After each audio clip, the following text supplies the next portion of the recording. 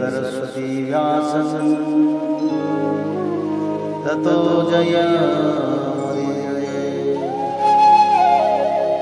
मूकं करोति वाचालं पंगुलं लङ्घयते यत्कृपातमहं वन्दे परमानन्दमाधवो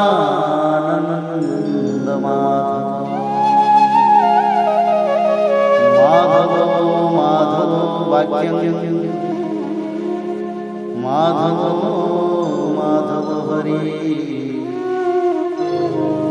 परन्ते साधवा नित्यं सकलकार्येषु श्रीमद् भागवत महापुराण प्रथम स्कंद अथ पंचमो अध्याय।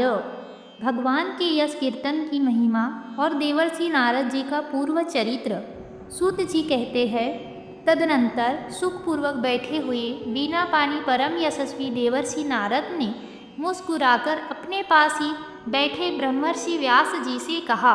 नारद जी ने प्रश्न किया, महाभाग व्यास जी, आपके शरीर एवं मन दोनों ही अपने कर्म एवं चिंतन से संतुष्ट है न?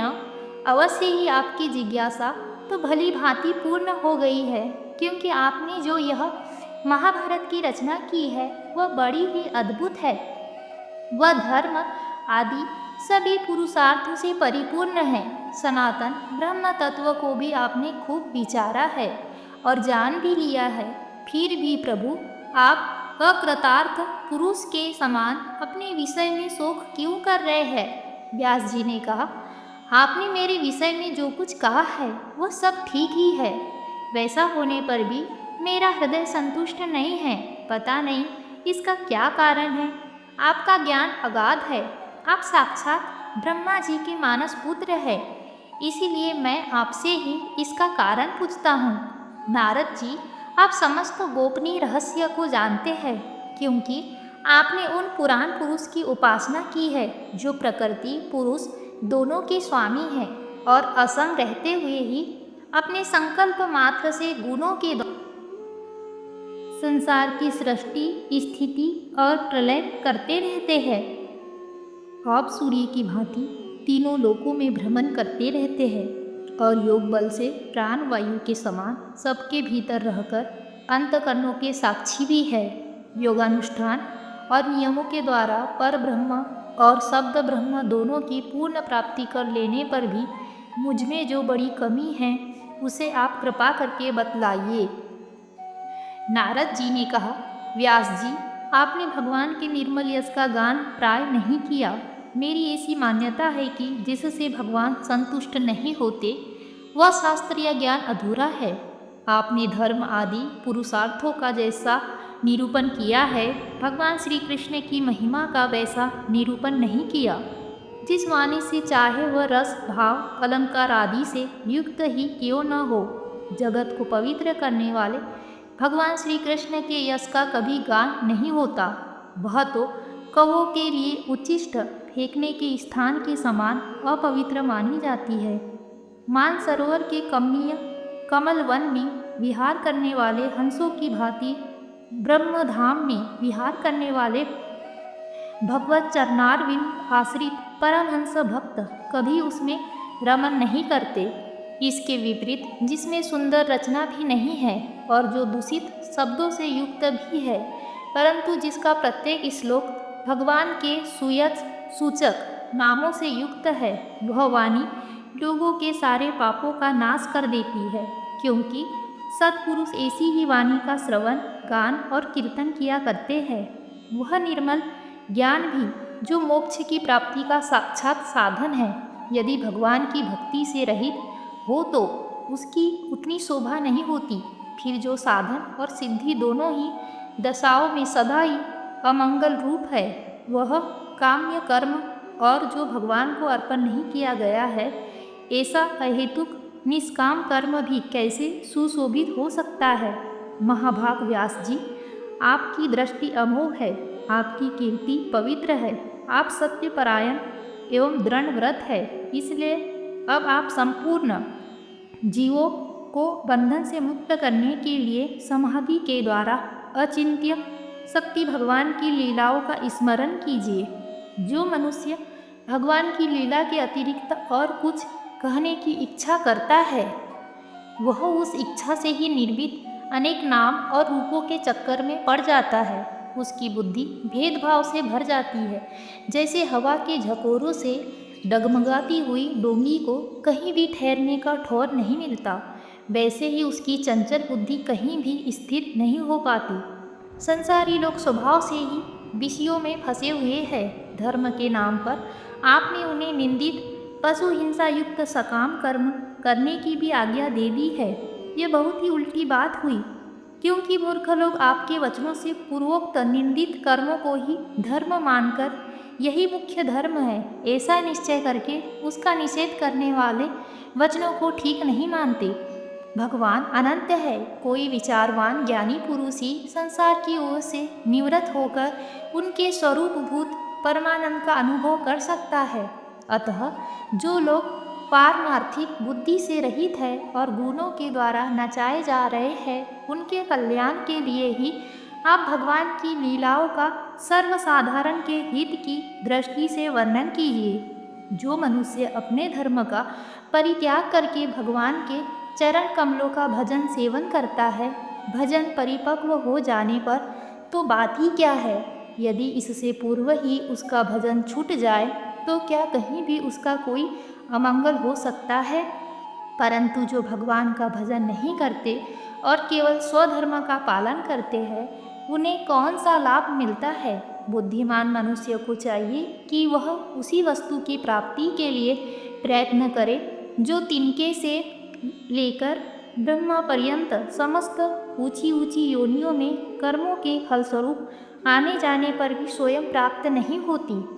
संसार के विषय सुख तो जैसे बिना चेष्टा के दुख मिलते हैं, वैसे ही कर्म के फल रूप में अचिंत्य गति समय के फेर से सबको सर्वत्र स्वभाव से ही मिल जाते हैं।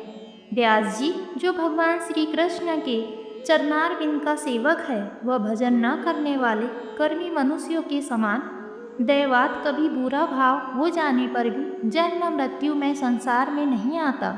वह भगवान के चरण कमलों के आलिंगन का स्मरण करके फिर उसे छोड़ना नहीं चाहता।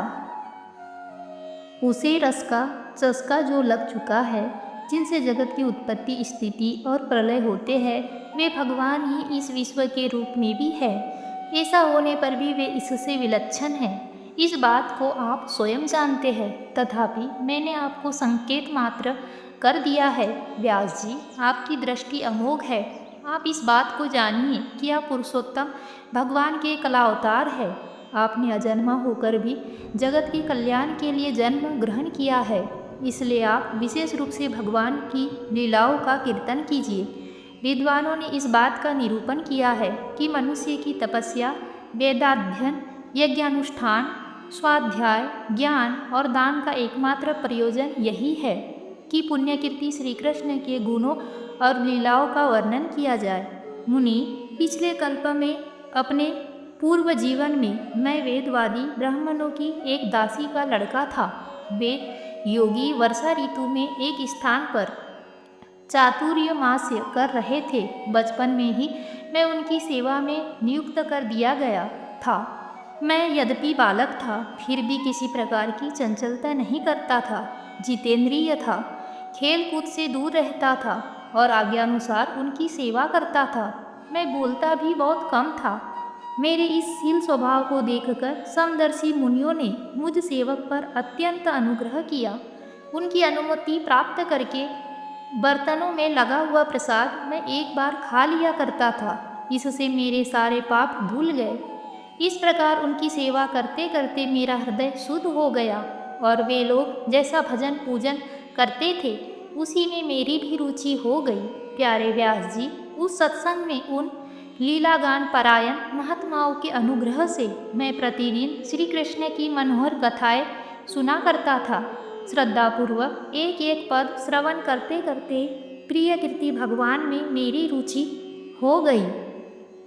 महामुनि जब भगवान में मेरी रुचि हो गई तब उन मनोहर कीर्ति प्रभु में मेरी बुद्धि भी निश्चल हो गई।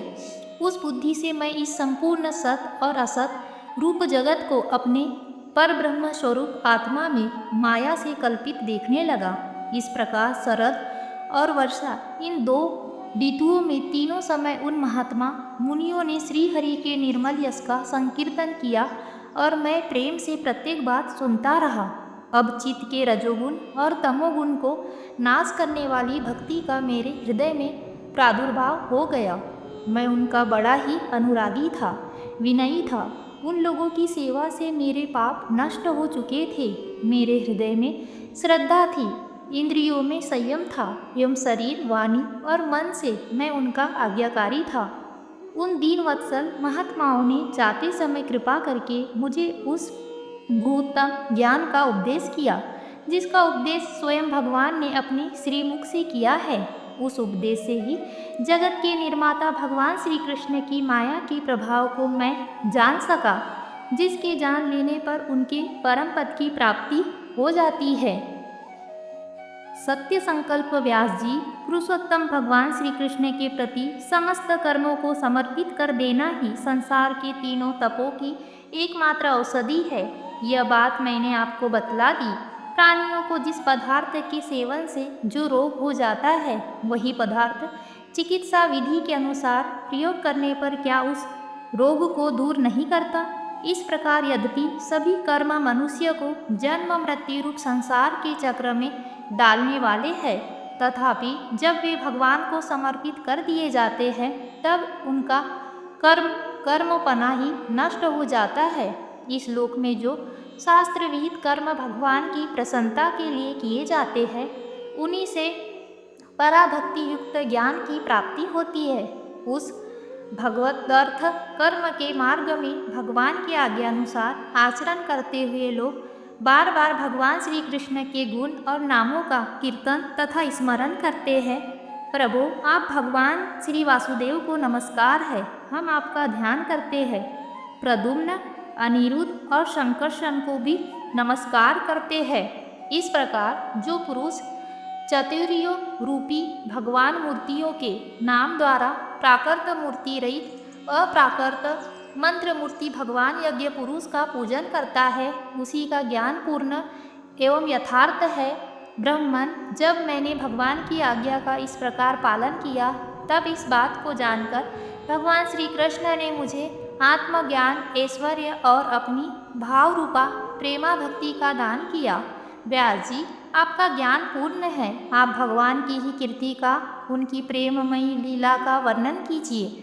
उसी से बड़े बड़े ज्ञानियों की भी जिज्ञासा पूर्ण होती है।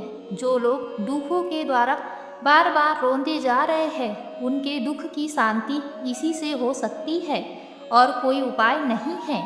इति श्रीमद्भागवते महापुराणे पारमहंस्यां संहितायां प्रथम स्कन्धे व्यास नारद संवादे 5मो अध्याय।